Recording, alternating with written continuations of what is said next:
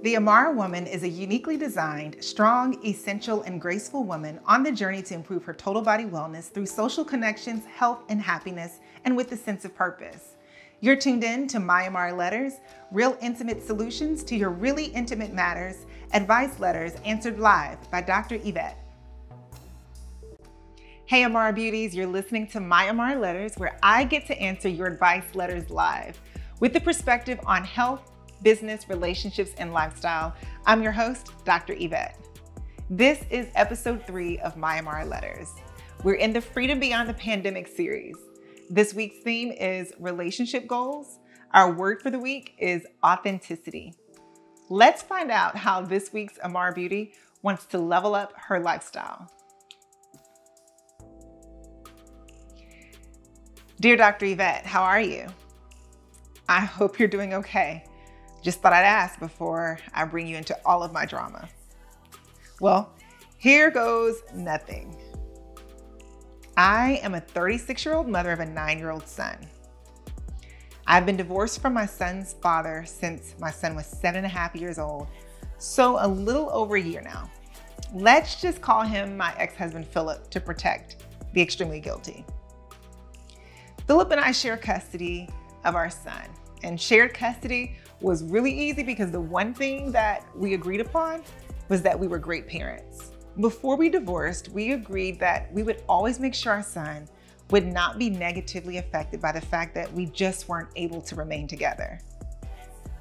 We agreed that we would respect each other as co-parents and as individuals, and we have done just that. So that's not really the problem. At least I don't think so.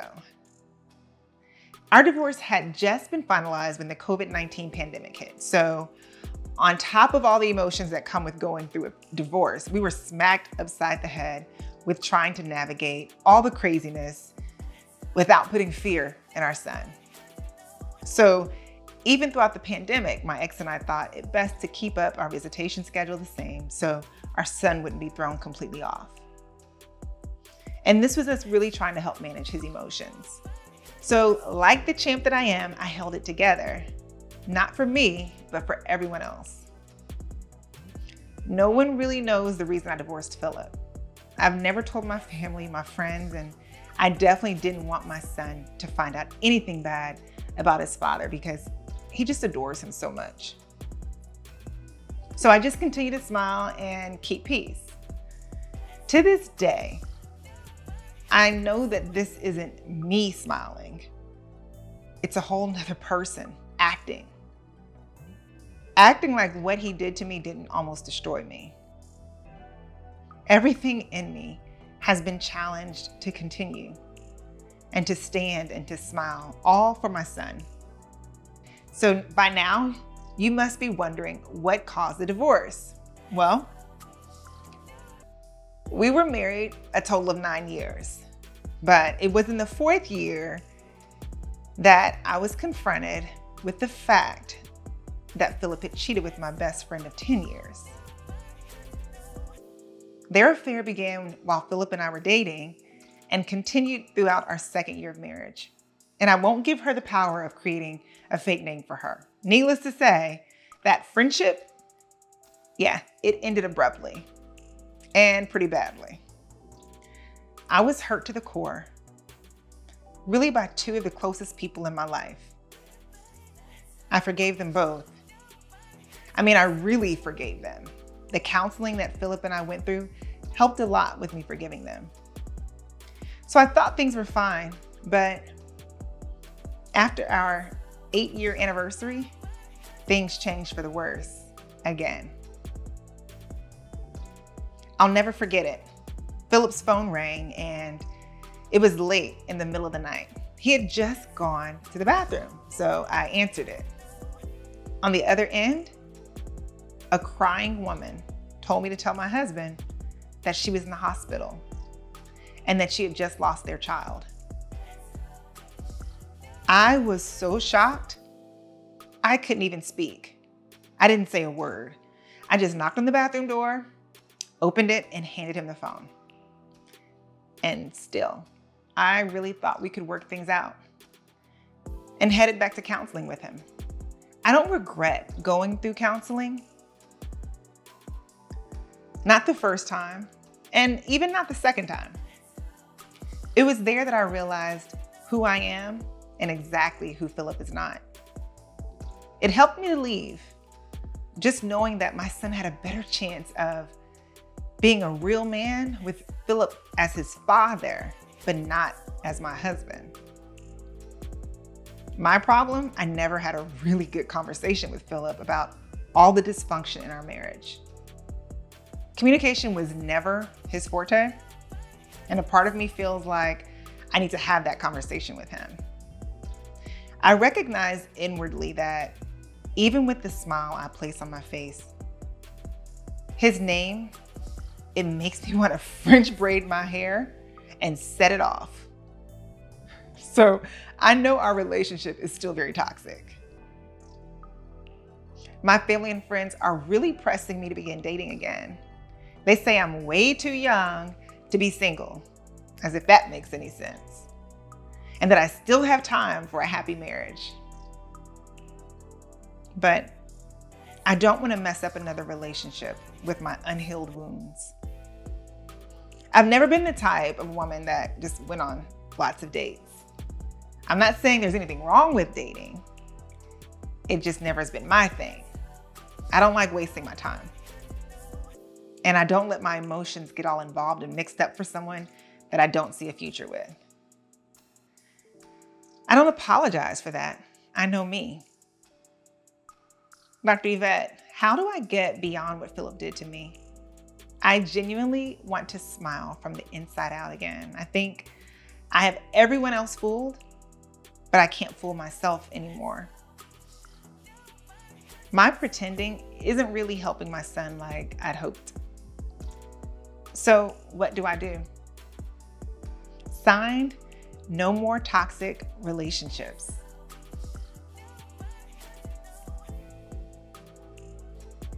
So here's my response. Dear AMARA woman, let me start by saying that I am proud of you for admitting how you truly feel. I know that's not always easy. It's even harder to admit the truth when you're trying to protect your child's feelings from that same truth. So kudos to you.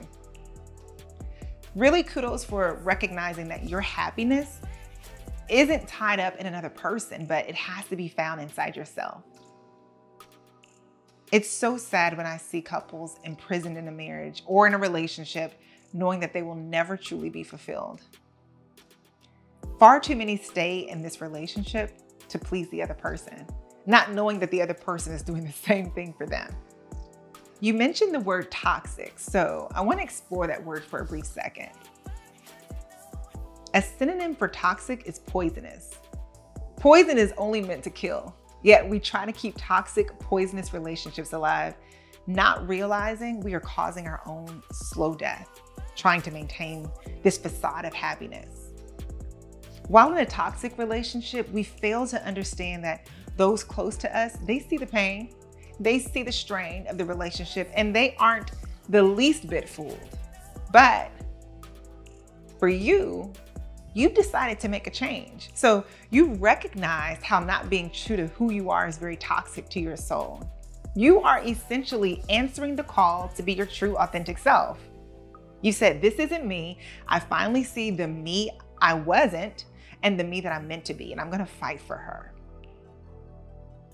Now, I do believe that you and your ex-husband need to have a conversation, minus your son, of course. There's no need for your son's view of his father to be tainted. But that conversation will clear your inner air so your interactions with your ex can be truthful and not draining. But prior to having that discussion, you need to be able to fully express your emotions with an unbiased party. So have you thought about going to counseling individually? I know you and your ex went. You all went at least twice. But it is just as, if not more important, for you to treat yourself to the same opportunity of success that you gave your marriage. Realize you are worth it too.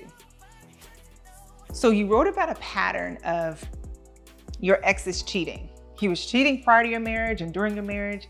He cheated many times, but his cheating didn't necessarily destroy just the marriage, it severed a friendship of 10 years. Right? And this is not to be taken lightly. And it should be in the conversations that you have on your journey of healing. I must tell you that this journey that you've accepted to walk in, it's not going to be easy. That's why I mentioned earlier for you to seek out a wise counselor. There may be things that you discover on this journey that will reveal the reasons for some of your choices in life that may have led to your acceptance of being mistreated and easily suppressing your own feelings.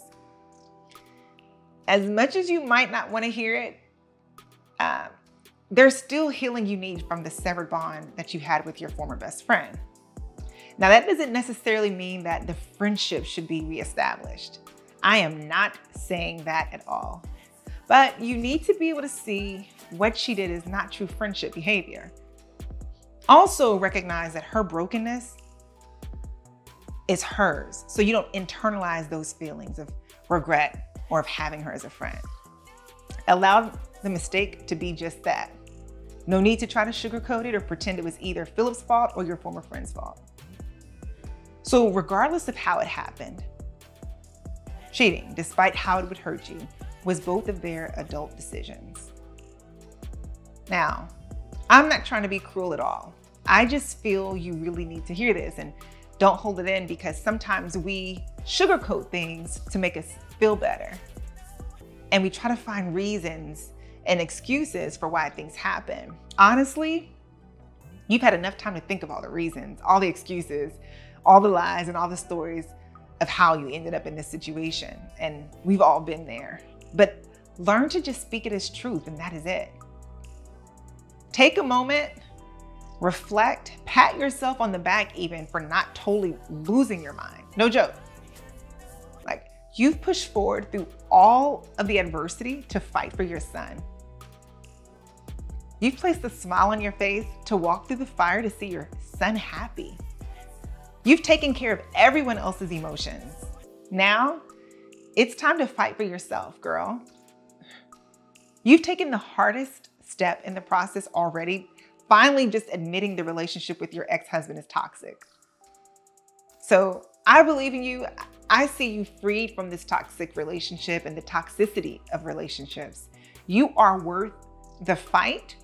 So be empowered to walk in your true identity and your authentic self.